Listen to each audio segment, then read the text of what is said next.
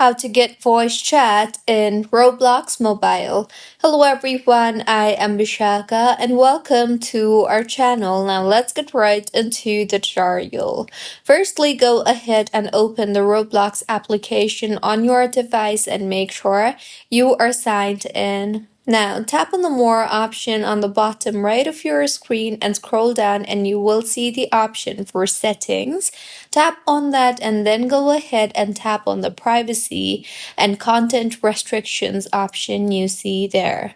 Further, under Settings, you will see the option for Communication. Tap on Communication and then tap on the experience chat option you see there. Further, go ahead and toggle on the toggle button for direct chat by simply selecting the on radio button you see there, and with this, direct chat on Roblox will be enabled. So this was about how you can get voice chat in Roblox. If you find this tutorial helpful, please like the video and do comment if you have any queries.